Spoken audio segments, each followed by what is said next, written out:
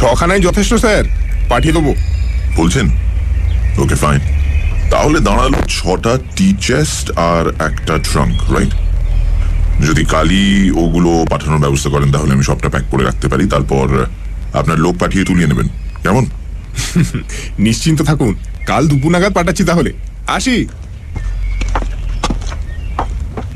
Delivery বয়ের সঙ্গে যতক্ষণ মরিস সমস্ত কথাবার্তা সারল, ঘরের এক কোণে ঠায় বসে রইল মেয়েটি। বেটসি একটা কথাও বলল না, শুধু দেখে গেল মরিসকে। কোনো সমস্যা নেই, ওরা এর আগেও আমার কাজ করেছে, খুব এফিশিয়েন্ট ওরা। আমি এখনো ভাবতে পারছি না তুমি এটা সত্যিই করছো। সেদিন ফোনে যখন তুমি বললে, তোমার গলার স্বর শুনে বুঝেছিলাম তুমি সিরিয়াস না। কিন্তু আমায় সত্যি বলো, তুমি এগুলো সব প্যাক করে ওর কাছে পাঠাবে? আমি না কিচ্ছু বুঝতে পারছি না। তুমি এখানে কেন এলে? শুধু তোমার এই জিনিসগুলো ফেরত নেবে বলে মরিস? বেটসি, এগুলো তো আমারই। তো আরে তা বলে আসার কি ছিল? অন্য কাউকে পাঠাতে পারতে, বা আমায় চিঠি লিখে বললে। চিঠি লেখা আমার ধাতে নেই বেটসি। যেন আমি জানি না। একটা গোটা বছর অস্ট্রেলিয়ায় রইলে, 1 বছর পুরো একটাও চিঠি দাওনি। ফোন করেছিলাম তো। হ্যাঁ, 2বার। প্রথমবার করে বললে তুমি আমায় কত ভালোবাসো আর তুমি আমায় কতটা মিস করছো, আর আমি কি তোমার জন্য অপেক্ষা করব? আর পরের বার, এই তো গত শনিবার, ফোন করে বললে কি না আমি তোমায় আমার এখানে থাকতে দেব কিনা। আর কত শুনবো? 2 বছর একসঙ্গে রইলাম, প্রায় স্বামী স্ত্রীর মতোই তো ছিলাম, থাকিনি? আর তারপর ফোনে কি শুনতে হচ্ছে না আমি কি দয়া করে তোমায় এখানে থাকতে দেব? বাহ! তুমি হলে কি বলতে? আমি হলে অন্তত প্যাট্রিশিয়ার কথাটা বলতাম। আমার সেই ভদ্রতাটা আছে, সেই শুভ বুদ্ধিটা আছে যে আগে আমি সত্যিটা বলবো। কিন্তু আমি তো বোকা। জানো, যখন ফোন করে বললে যে তুমি আসছো, কি ভেবেছিলাম যে কি অদ্ভুত লোকটা, কেউ কি করে এত ডিট্যাচড থাকতে পারে, একটা যোগাযোগ রাখবে না, ফোন না, চিঠি না। কিন্তু তারপর ভাবলাম, হোক না যেরকম, তবুও তো এই লোকটাকেই আমি ভালোবাসি। আমি তখন কোন জগতে কে জানে, ভাবছি বেশ তো, মরিস আসছে, আমার কাছে ফিরে আসছে, আমায় বিয়ে করবে। আমি কি খুশি হয়েছিলাম মরিস। আমি প্যাট্রিশিয়ার কথা তোমায় বলেছি। কখন? রাতে আমার সঙ্গে শোয়ার পরে মরিস।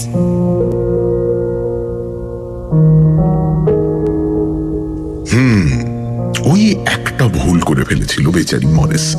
মোটেও ভাবেনি এমনটা হয়ে যাবে। ভেবেছিল মাত্র একটা চুমু খেয়েই মিটে যাবে, গ্রিটিং কেস যেমন হয়। কিন্তু বেটসির কাছে গেলে কি আর নামও যে পারা যায়? আফটার অল, একালে তো ওদের একসঙ্গে মিলিত হওয়াটাই নিয়ম ছিল। সে আকর্ষণ এখনো যে বিন্দু মাত্র হারায়নি বেটসি। মেয়েরা ওসব বুঝবে না।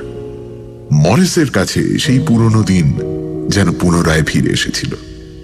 আর তাছাড়া ঘরে ওই একটাই বিছানাও তো ছিল। যাকে সে রাতে তুমি আমায় এমন ভাবে জড়িয়েছিলে যে ঠিক আগের মতো। আর পরদিন ব্রেকফাস্টে কি সহজে বলে দিলে অস্ট্রেলিয়া থাকার রেসিডেন্স পারমিট পেয়ে গেছো তুমি, একটা ভালো চাকরিও পেয়েছো, আর একটি মেয়ের সঙ্গে আলাপ হয়েছে যাকে নাকি তুমি বিয়েও করতে চাও। মরিস, কখনো কেউ তোমার মুখে জোরালো কিছু দিয়ে আঘাত করেছে? তোমার দীর্ঘদিনের দেখা স্বপ্নকে কেউ পায়ের তলায় চেপে থেতো করেছে মরিস? আরো খানিক অপেক্ষা করে বললে খুশি হতে। আর মুখে আঘাত করার কথাই যদি বলো তাহলে বলতে হয় এই থুতনির চোটটা, এই যে এইটা। আমি তো তোমায় ছেড়ে দিয়েছি, ছুঁইনি। তোমায় তো খুন করে ফেলা উচিত ছিল। তোমার এই দামি শো পিসটা, ব্রঞ্জের পেপার নাইফ, তোমার কি প্রিয় না এটা? ওই অনেক্স পাথরের পেন জার আর অ্যাস্ট্রেটা আমি তো আগলে রেখেছিলাম, প্রত্যেকটা জিনিস তোমার স্মৃতি যত্ন করে রেখেছিলাম। আর এখন তুমি কি করলে না, সব প্যাক করে পাঠিয়ে দিচ্ছ ওকে। যে জিনিসগুলো নিয়ে আমরা থেকেছি, একসঙ্গে সময় কাটিয়েছি, জানো, ওগুলোর দিকে তাকিয়ে দেখতাম আর ভাবতাম, হ্যাঁ মরিস এটা সেই দিন কিনে দিয়েছিল আমাকে, যেদিন আমরা একসঙ্গে। হ্যাঁ ভগবান, আমি ভাবতে পারছি না তুমি সব ওই মেয়েটাকে পাঠিয়ে দিচ্ছ মরিস। এই বড় সোফাটা তুমি রাখতে পারো। উফ, দুদিন শোয়ার চেষ্টা করেছিলাম, এত খারাপ, উফ, জীবনে দেখিনি। রাখবে এটা? হঠাৎ আর মাথা ঠান্ডা না রাখতে পেরে বেটসি একটা বন চায়নার মূর্তি তুলে মরিসের দিকে ছুঁড়ে মারল। মরিস ভাগ্যিস মাথাটা সরিয়ে নিয়েছিল, গিয়ে লাগলো পেছনের দেওয়ালে। এরে কি করছো? আর একটু হলেই ফ্রেমের পেন্টিংটা যেত। আরে প্রচুর দামি এটা। বেটসি আর নিতে পারেনি, সোফায় নিজেকে ছুঁড়ে দিয়ে ফুঁপিয়ে কাঁদতে লাগলো। তারপর রাগে কুশনগুলোকে ঘুষি মারতে লাগলো।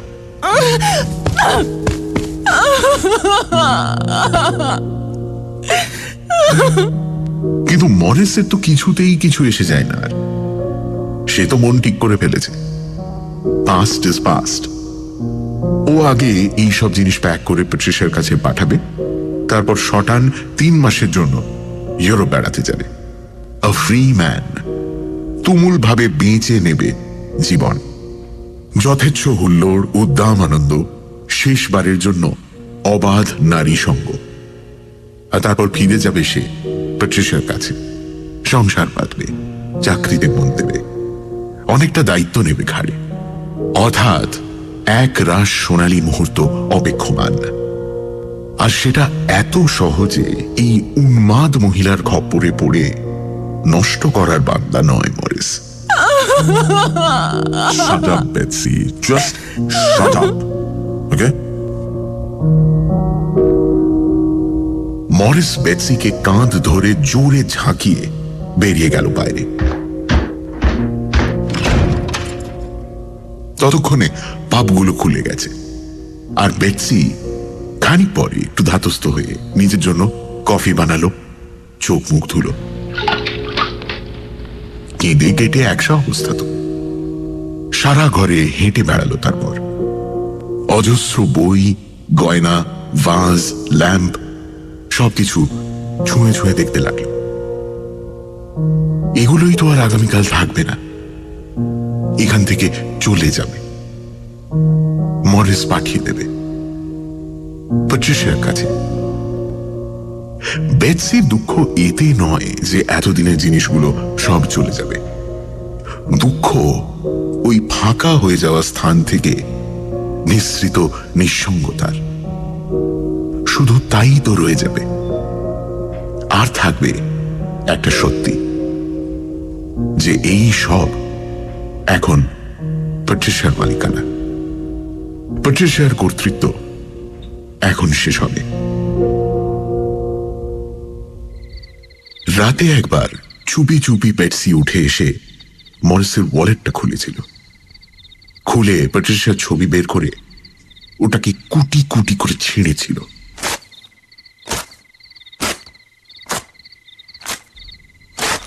কিন্তু মনে রেখেছিল ওর মুখটা, সুন্দর, সুঠাম এবং অত্যন্ত লোভী।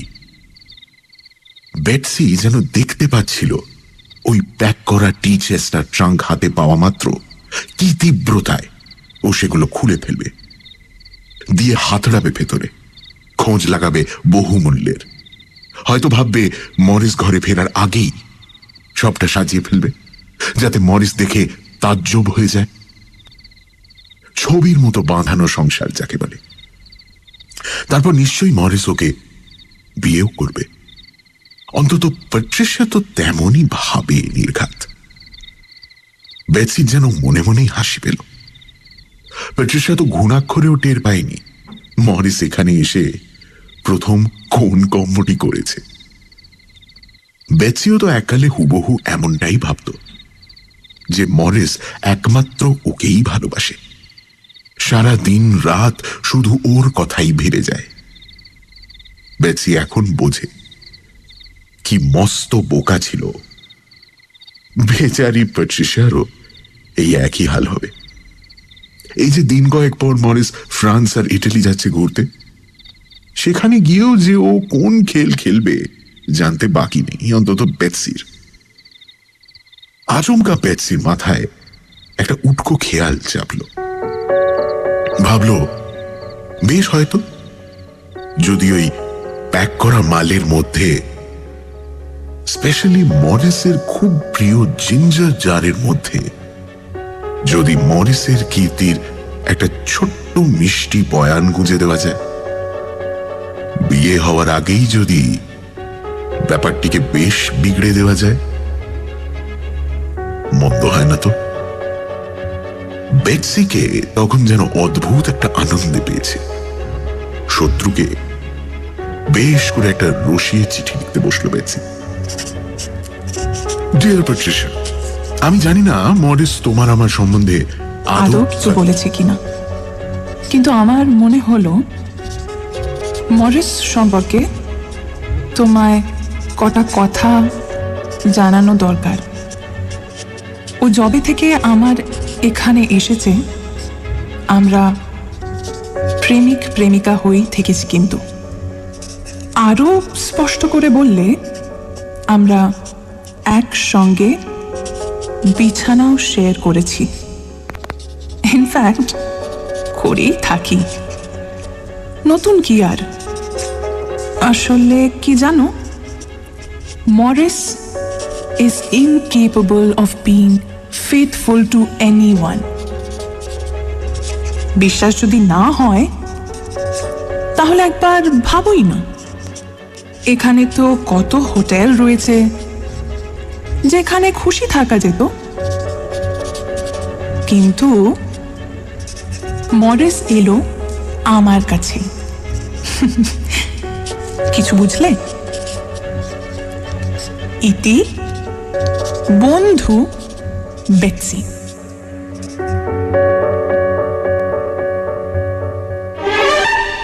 সানডে সাসপেন্স শুধুমাত্র radio Mirchi 98.3 FM A. It's hot. গল্পের পরবর্তী অংশ ব্রেকের পর। সানডে সাসপেন্সে আজ রুথ রেন্ডেলের আ গ্লোয়িং ফিউচার অবলম্বনে আর একটি প্রেমের গল্প। 1 বছর পর প্রেমিকা বেটসির কাছে ফিরে এসেছে মরিস। একদিন একসঙ্গে কাটানোর পর মরিস বেটসিকে জানালো বেটসির সঙ্গে তার সম্পর্ক শেষ। সে প্যাট্রিশিয়ার কাছে চলে যাবে অস্ট্রেলিয়াতে। মরিস ডেলিভারি বয়কে 6টা কাঠের বাক্স আর একটা বড় ট্রাঙ্ক আনতে দিয়েছিল, যাতে করে এই বাড়ি থেকে মরিস ওর প্রিয় সমস্ত সামগ্রী প্যাক করে প্যাট্রিশিয়ার কাছে পাঠিয়ে দেবে। বেটসির রাগ, দুঃখ, অভিমান দেখে মরিস বিরক্ত হলো। রাতে বেটসি প্যাট্রিশিয়াকে একটা চিঠি লিখল, উদ্দেশ্য ওদের বিয়ে ভেস্তে দেওয়া। তারপর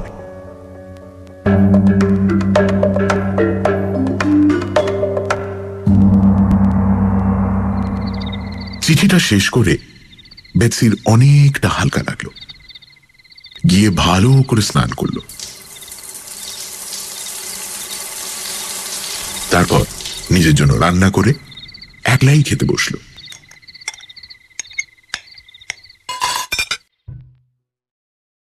পরদিন 6খানা টি চেস্ট আর একটা ট্রাঙ্ক দিয়ে গেল ডেলিভারি সংস্থা।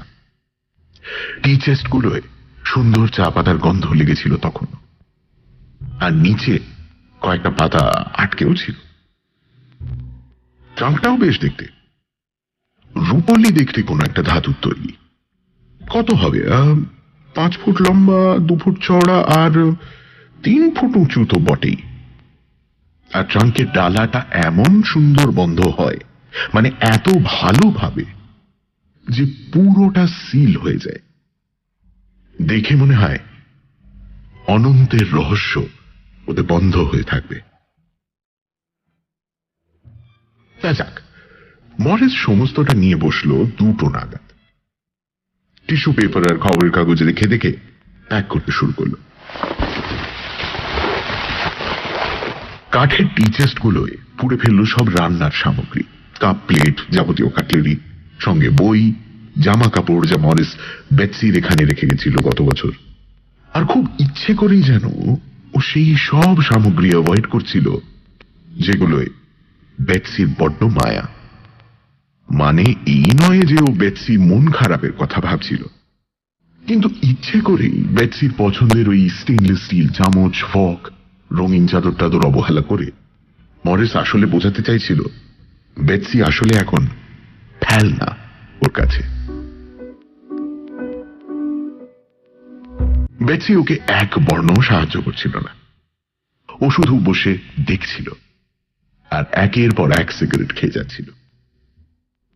মরিস প্রত্যেকটা কন্টেনারে পরিপাটি করে জিনিস ভরে শক্ত করে বন্ধ করে দিচ্ছিল, আর তারপর খুব স্পষ্ট করে রং দিয়ে নাম লিখছিল উপরে, নিজের না, প্যাট্রিশিয়ার। প্রথমে বুঝতে পারেনি মরিস যে এতে বেটসি আরো চটে যাচ্ছিল, কিন্তু যখন বুঝল তখন যেন আরো আয়েশ করে এই ব্যাপারটা করতে লাগলো। বেটসি এমনিতেই ওকে বেশ অনেকক্ষণ অবধি বাড়িতে ঢুকতে দেয়নি, চাবিও তো ছিল না যে ঢুকে আসবে, তো যে গাড়িটা ভাড়া করেছিল তাতেই বসে থাকতে হয়েছিল মরিসকে। যাকে এখন তো প্যাকিং অলমোস্ট ডান। তোমার ওই জিঞ্জার জারটা ভুলো না, নিয়ে নিও। ও রাইট, স্পেশাল জিনিসগুলো সব ট্রাঙ্কে যাবে, যাতে প্যাট্রিশিয়া খুলেই তাজ্জব বনে যায়। ওর জন্য স্পেশাল গিফট। ও একে একে অনেক পাথরের অ্যাশট্রে, পেন জার, ব্রঞ্জের পেপার নাইফ, ছোট ছোট চিনের কাপ, বোন চায়নার মূর্তি সব ট্রাঙ্কে ঢোকালো। কাস্টমসের হাতে এগুলো সব ধরা পড়লে না, উফ কি যে খুশি হব। ওরা এগুলো নিয়ে নিলে পারে, বা ভেঙে যাক, সবটা ভেঙে যাক। প্রত্যেক রাত আমি জেগে জেগে প্রার্থনা করব যাতে ওগুলো সব জলে তলিয়ে যায়, যেন কিচ্ছু না পায়, ও কিছুতেই কিছু না পায়। সমুদ্রটা তো রিস্ক নিতেই হবে, উপায় নেই।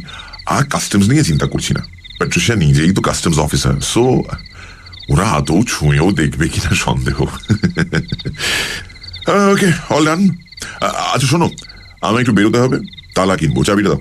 আর এবার যদি ওরকম বেগরবাই করেছো তাহলে পুলিশ ডাকবো কিন্তু, খেয়াল আছে তো? আইনত আমি এখনো এই বাড়ির ভাড়াটে। আচ্ছা বিয়ে খাবার দাবার আছে কিছু? খুব খিদে পেয়েছে। Go find your own bloody food. যাও না, অন্য একটা মেয়েকে জোগাড় করো, খাওয়াবে আচ্ছা করে। মরিস আবার বেটসির এই রাগী সাংঘাতিক রূপটাতেই স্বস্তি পেত। ওর ভয় করত প্রেমে কাতর বেটসিকে। তো সে যাক, খুব রাতে ফিরল মরিস। ফ্ল্যাটটা তখন অন্ধকারে আচ্ছন্ন। মরিস সোফায় শুয়ে পড়ল। ওর চারপাশে ছড়িয়ে ছিটিয়ে থাকা টি চেস্টগুলো যেন ব্যারিকেড হয়ে মরিসকে ঘিরে রেখেছিল, যেন ঘিরে রেখেছিল ওকে প্যাট্রিশিয়া। হঠাৎ সেখানে হাজির হলো বেটসি। অন্ধকারে ওর হাতে একটা মোমবাতি ছিল আর পরনে সাদা একটা নাইট গাউন। আচমকা দেখে ভূত মনে হবে। মরিস, বেশি যাও, আমি ক্লান্ত। মরিস প্লিজ একবার শোনো। আই এম সরি, আমি তোমার যা নয় বললাম। বাড়ির বাইরেও এতক্ষণ। ওকে, আমিও দুঃখিত। দেখো, সবটা একটা মেস হয়ে আছে, যথেষ্ট ঘেটে আছি। আর এমনিও দেখো, যা ছিল সব শেষ হয়ে গেছে, কি করা যাবে বলো? কিন্তু এই মুহূর্তটা যেন খুব বিটার না হয়ে যায়। যাচ্ছি যখন ভালোভাবেই যাই, ঠিক আছে? আচ্ছা তাহলে একটু আমায় ঘুমোতে দাও please, please please, be a good girl and leave, ওকে?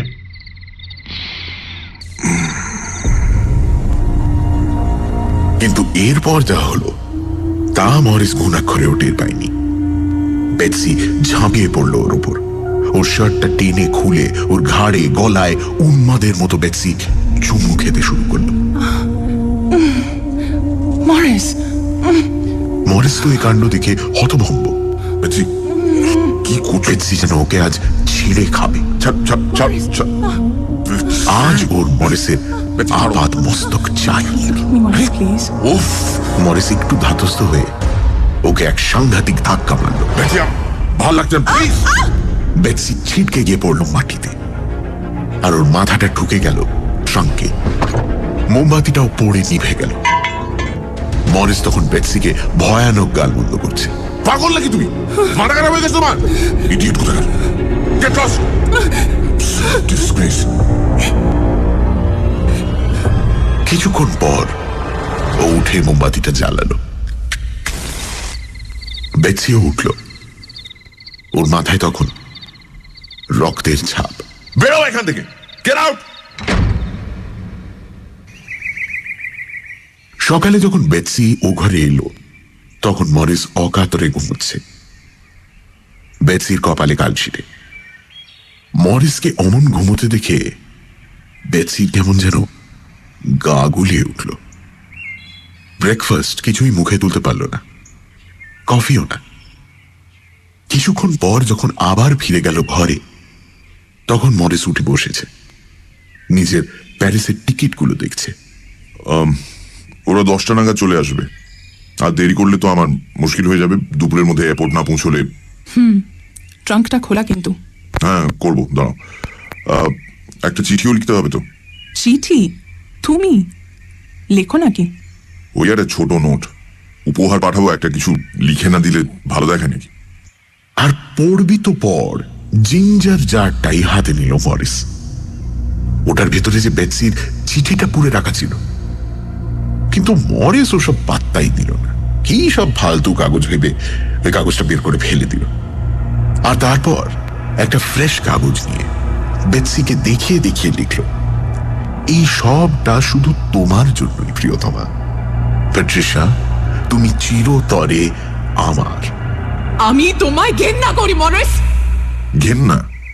আচ্ছা, হ্যাঁ, রাইট রাইট রাইট। কিন্তু কাল রাতে যেটা করলে তাতে ঘেন্না কথাটা মাথায় আসেনি। যাকে মরিস জিনিসগুলো শেষবারের মতো গুছিয়ে রাখছিল। জিঞ্জার জারটাতে মরিস নিজের লেখা নোটটা পুরে রেখে দিল। বেটসি কোনো উত্তরই দিল না, শুধু দাঁড়িয়ে দেখল। শেষ একটা ভারী ল্যাম্প ঢোকানো বাকি ছিল। মরিস ওটা খুঁজছিল, হঠাৎ দেখে বেটসি ওটা ধরে দাঁড়িয়ে।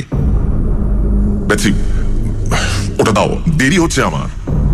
মরিস, তোমায় কেউ কখনো মুখে জোরালো জিনিস দিয়ে আঘাত করেছে?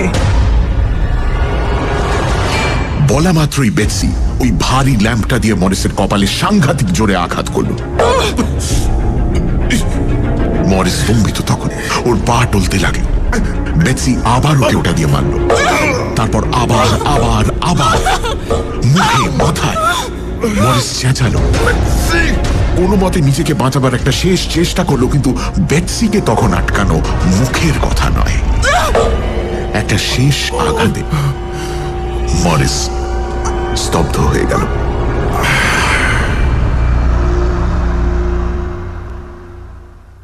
তারপর কেমন সব শান্ত হয়ে গেল। সব শেষ। চারিদিকে রক্তারক্তি। বেটসি কে জানে কতক্ষণ ওখানে দাঁড়িয়ে রইল, নিথর হয়ে। চোখ দিয়ে অঝরে জল পড়ছে, মুখ দিয়ে অস্ফুটে কান্না। ওর সারা দেহে রক্ত। কিছুক্ষণ পর বেটসি হঠাৎ ওর পোশাক ছিঁড়ে ফেলতে লাগলো।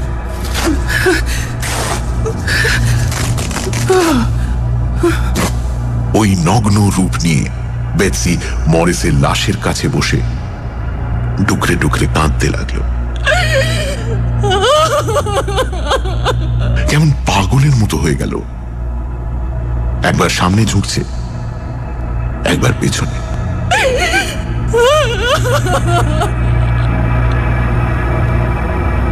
কিন্তু নিজেকে বাঁচাবার প্রবৃত্তি যে সবচেয়ে আদি, সবচেয়ে আগে বেরিয়ে আসে, তা কে না জানে।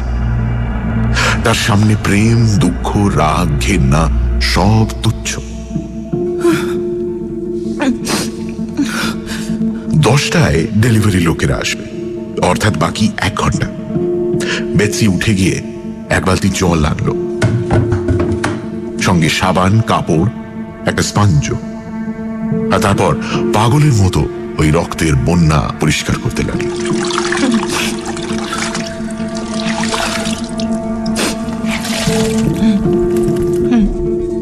ওই খাটনির চোটে কখন যেন বেটসি কান্নাও থেমে গেল। ওর প্রাণে তখন অনেক শান্তি, উথাল পাথালটাও যেন বিশ্রামে। সবকিছুকে পেছনে ঠেলে দিয়ে ও তখন শুধুই রক্ত সরানোয় মজে রইল।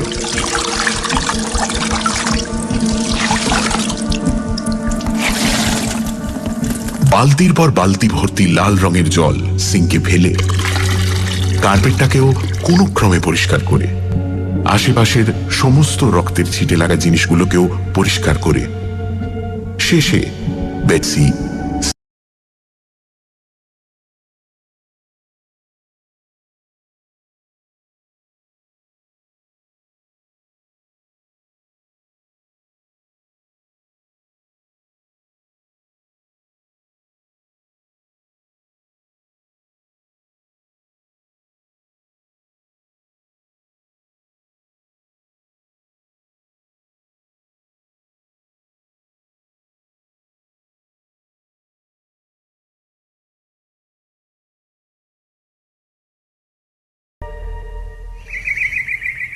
ডেলিভারি ছিল একেবারে সময় এলো। 6খানা টি চেস্ট আর রূপলি রঙের ট্রাঙ্কটা তুলে নিয়ে চলে গেল ওরা।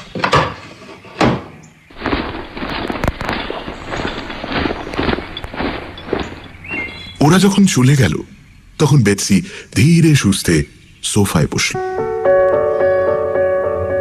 আর তারপর তাকিয়ে রইল ভারী একটা ল্যাম্পের দিকে, অনিক্স পাথরের অ্যাশট্রের দিকে, পেন জার, ব্রঞ্জ পেপার নাইফের দিকে, চিনে কাপের দিকে, জিঞ্জার জারের দিকে। বেটসিকে এখন খুব শান্ত দেখাচ্ছিল। ভূত নিয়ে ওর আর কোনো মাথা ব্যথা ছিল না। বর্তমান ওর কাছে মাত্র একটা নিরেট, নিশ্চুপ নাথিংনেস হয়ে থেকে গিয়েছিল। ওর মন পড়েছিল শুধু ভবিষ্যতে।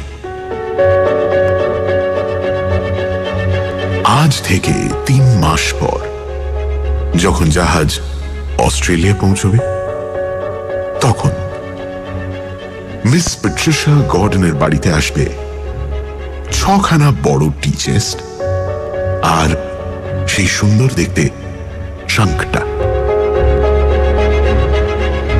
প্যাট্রিশিয়া লোভীর মতো খুলবে ওটা, হাতড়াতে যাবে, মণিমুক্ত পাবে বলে। আর পাবে কি?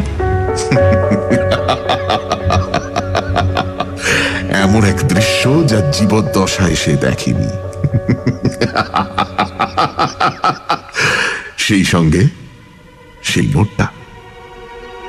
এই সবটা শুধু তোমার জন্যই, প্রিয়তমা প্যাট্রিশিয়া। তুমি চিরতরে আমার।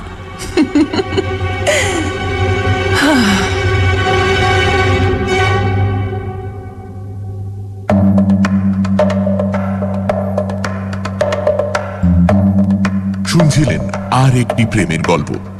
মূল রচনা রুথ রেন্ডেল, বাংলা অনুবাদ রাইট ব্রাদার্স এর অনির্বাণ ভট্টাচার্য। অভিনয় মরিসের চরিত্রে মীর, বেটসির চরিত্রে অয়ন্তিকা, ডেলিভারি বয় সোমক, গল্প পাঠে ও গল্পের সূত্রধার দীপ, শব্দগ্রহণ, আবহ সঙ্গীত এবং স্পেশাল এফেক্টসে রেচন, পরিকল্পনা ও পরিচালনায় ইন্দ্রাণী।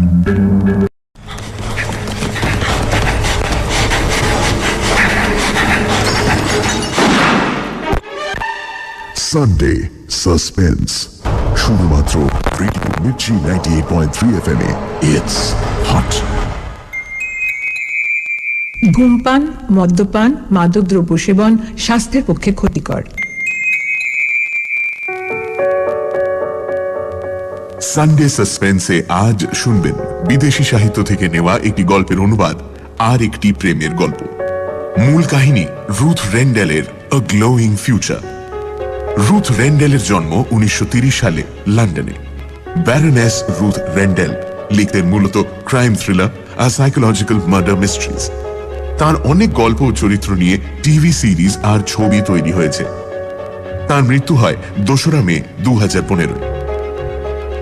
এই অনুষ্ঠানে আমরা বিভিন্ন স্বাদের গল্প পরিবেশন করে থাকি ছোট বড় সবার জন্য। এই গল্পটি একটি অ্যাডাল্ট থ্রিলার। গল্পের খাতিরে এর ভাষা এবং কিছু দৃশ্য অপরিবর্তিত রাখা হয়েছে। কারোর মানসিকতা বা মননকে আঘাত করার অভিপ্রায় আমাদের নেই। এই গল্পটি অনুবাদ করেছে অনির্বাণ ভট্টাচার্য। প্রধান চরিত্রে মরিস ও বেটসি, অভিনয় অয়ন্তিকা, মীর। গল্প পাঠে ও গল্পের সূত্রধার দীপ। শুরু হচ্ছে আর একটি প্রেমের গল্প।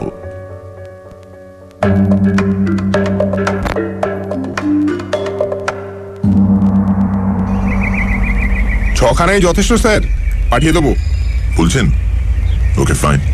তাহলে দাঁড়ালো 6টা টি চেস্ট আর একটা ট্রাঙ্ক, রাইট? যদি কালই ওগুলো পাঠানোর ব্যবস্থা করেন তাহলে আমি সবটা প্যাক করে রাখতে পারি। তারপর আপনার লোক পাঠিয়ে তুলিয়ে নেবেন, কেমন? নিশ্চিন্ত থাকুন, কাল দুপুর নাগাদ পাঠাচ্ছি তাহলে। আসি। আরো খানিক অপেক্ষা করে বললে খুশি হতে। আর মুখে আঘাত করার কথাই যদি বলো তাহলে বলতে হয় এই থুতনির চোটটা, এই যে এটা। আমি তো তোমায় ছেড়ে দিয়েছি, ছুঁইনি। তোমায় তো খুন করে ফেলা উচিত ছিল। তোমার এই দামি শো পিসটা, ব্রঞ্জের পেপার নাইফ, তোমার কি প্রিয় না এটা? ওই অনেক্স পাথরের পেনজার আর অ্যাস্ট্রেটা আমি তো আগলে রেখেছিলাম। প্রত্যেকটা জিনিস তোমার স্মৃতি যত্ন করে রেখেছিলাম। আর এখন তুমি কি করলে না, সব প্যাক করে পাঠিয়ে দিচ্ছ ওকে। যে জিনিসগুলো নিয়ে আমরা থেকেছি, একসঙ্গে সময় কাটিয়েছি, জানো, ওগুলোর দিকে তাকিয়ে দেখতাম আর ভাবতাম, হ্যাঁ, মরিস এটা সেই দিন কিনে দিয়েছিল আমাকে, যেদিন আমরা একসঙ্গে। হা ভগবান, আমি ভাবতে পারছি না তুমি সব ওই মেয়েটাকে পাঠিয়ে দিচ্ছ মরিস। এই বড় সোফাটা তুমি রাখতে পারো। দুদিন শোয়ার চেষ্টা করেছিলাম, এত খারাপ জীবনে দেখি। রাখবে এটা? হঠাৎ আর মাথা ঠান্ডা না রাখতে পেরে বেটসি একটা বোন চায়নার মূর্তি তুলে মরিসের দিকে ছুঁড়ে মারল। মরিস ভাগ্যিস মাথাটা সরিয়ে নিয়েছিল।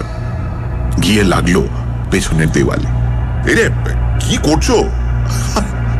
আর একটু হলি ফ্রেমের পেন্টিংটা যেত। আরে প্রচুর দামি এটা। বেটসি আর নিতে পারেনি। সোফায় নিজেকে ছুঁড়ে দিয়ে ফুঁপিয়ে কাঁদতে লাগলো। তারপর রাগে কুশনগুলোকে ঘুষি মারতে লাগলো।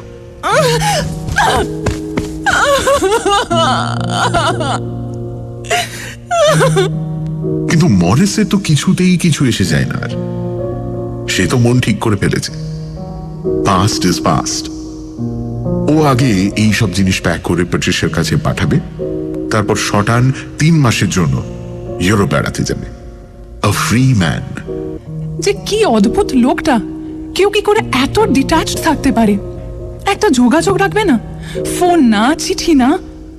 কিন্তু তারপর ভাবলাম, হোক না যেরকম, তবুও তো এই লোকটাকেই আমি ভালোবাসি। আমি তখন কোন জগতে গিয়ে জানে ভাবছি, বেশ তো, মরিস আসছে, আমার কাছে ফিরে আসছে, আমায় বিয়ে করবে। আমি কি খুশি হয়েছিলাম মরিস। আমি প্যাট্রিশিয়ার কথা তোমায় বলেছি। কখন? রাতে আমার সঙ্গে শোয়ার পরে মরিস।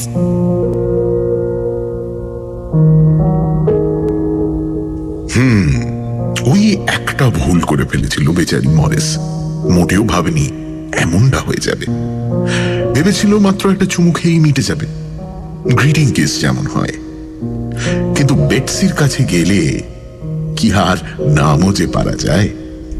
আফটার অল, এককালে তো ওদের একসঙ্গে মিলিত হওয়াটাই নিয়ম ছিল। সেই আকর্ষণ এখনো যে বিন্দু মাত্র হারায়নি বেটসি। মেয়েরা ওসব বুঝবে না। মরিসের কাছে সেই পুরনো দিন যেন পুনরায় ফিরে এসেছিল। আর তাছাড়া ঘরে ওই একটাই বিছানাও তো ছিল। যাকে সে রাতে তুমি আমায় এমন ভাবে জড়িয়েছিলে যে ঠিক আগের মতো। আর পরদিন ব্রেকফাস্টে কি সহজে বলে দিলে অস্ট্রেলিয়া থাকার রেসিডেন্স পারমিট পেয়ে গেছো তুমি, একটা ভালো চাকরিও পেয়েছো, আর একটি মেয়ের সঙ্গে আলাপ হয়েছে, যাকে নাকি তুমি বিয়েও করতে চাও। মরিস, কখনো কেউ তোমার মুখে জোরালো কিছু দিয়ে আঘাত করেছে? তোমার দীর্ঘদিনের দেখার স্বপ্নকে কেউ পায়ের তলায় চেপে থেতো করেছে মরিস? তুমুল ভাবে বেঁচে নেবে জীবন, যথেচ্ছ হুল্লোড়, উদ্দাম আনন্দ, শেষবারের জন্য অবাধ নারী সঙ্গ, আর তারপর ফিরে যাবে সে প্যাট্রিশিয়ার কাছে। সংসার পাতবে, চাকরিতে মন দেবে, অনেকটা দায়িত্ব নেবে ঘাড়ে, অর্থাৎ এক রাশ সোনালী মুহূর্ত অপেক্ষমান। আর সেটা এত সহজে এই উন্মাদ মহিলার খপ্পরে পড়ে নষ্ট করার বান্দা নয় Maurice. Shut up, Betsy. Just shut up. Okay? Maurice বেটসিকে কাঁধ ধরে জোরে ঝাঁকিয়ে বেরিয়ে গেল বাইরে। ততক্ষণে পাবগুলো খুলে গেছে, আর বেটসি খানিক পরে একটু ধাতস্থ হয়ে নিজের জন্য কফি বানালো, চোখ মুখ ধুলো। কেঁদে কেটে একশো অবস্থা তো। সারা ঘরে হেঁটে বেড়ালো, তারপর অজস্র বই, গয়না, ভাজ, ল্যাম্প সবকিছু ছুঁয়ে ছুঁয়ে দেখতে লাগলো। এগুলোই তো আর আগামীকাল থাকবে না, এখান থেকে চলে যাবে। মরিস পাঠিয়ে দেবে প্যাট্রিশিয়ার কাছে। বেটসির দুঃখ এতে নয় যে এতদিনের জিনিসগুলো সব চলে যাবে, দুঃখ ওই ফাঁকা হয়ে যাওয়া স্থান থেকে নিঃসৃত নিঃসঙ্গতার। শুধু তাই তো রয়ে যাবে, আর থাকবে একটা সত্যি, যে এই সব এখন প্যাট্রিশিয়ার মালিকানা। প্যাট্রিশিয়ার কর্তৃত্ব এখন শেষ হবে।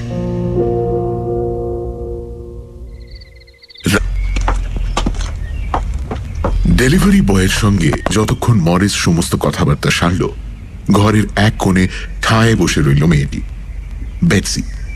একটা কথাও বলল না, শুধু দেখে গেল মরিসকে। কোনো সমস্যা নেই, ওরা এর আগেও আমার কাজ করেছে, খুব এফিশিয়েন্ট ওরা। আমি এখনো ভাবতে পারছি না তুমি এটা সত্যিই করছো। সেদিন ফোনে যখন তুমি বললে, তোমার গলার স্বর শুনে বুঝেছিলাম তুমি সিরিয়াস না। কিন্তু আমায় সত্যি বলো, তুমি এগুলো সব প্যাক করে ওর কাছে পাঠাবে? আমি না কিচ্ছু বুঝতে পারছি না। তুমি এখানে কেন এলে? শুধু তোমার এই জিনিসগুলো ফেরত নেবে বলে মরিস? বেটসি, এগুলো তো আমারই। তো আরে তা বলে আশার কি ছিল?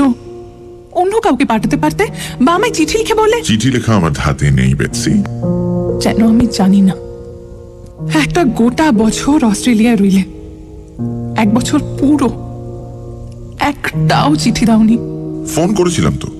হ্যাঁ, 2 বার।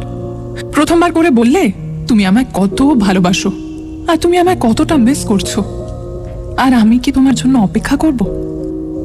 আর পরের বার, এই তো গত শনিবার, ফোন করে বললে কি না আমি তোমায় আমার এখানে থাকতে দেব কিনা। আর কত শুনবো? 2 বছর একসঙ্গে রইলাম, প্রায় স্বামী স্ত্রীর মতোই তো ছিলাম, থাকিনি? আর তারপর ফোনে কি শুনতে হচ্ছে না আমি কি দয়া করে তোমায় এখানে থাকতে দেব? বাহ! তুমি হলে কি বলতে? আমি হলে অন্তত প্যাট্রিশিয়ার কথাটা বলতাম। আমার সেই ভদ্রতাটা আছে, সেই শুভবুদ্ধিটা আছে যে আগে আমি সত্যিটা বলবো। কিন্তু আমি তো বোকা, জানো। যখন ফোন করে বললে যে তুমি আসছো, কি ভেবেছিলাম?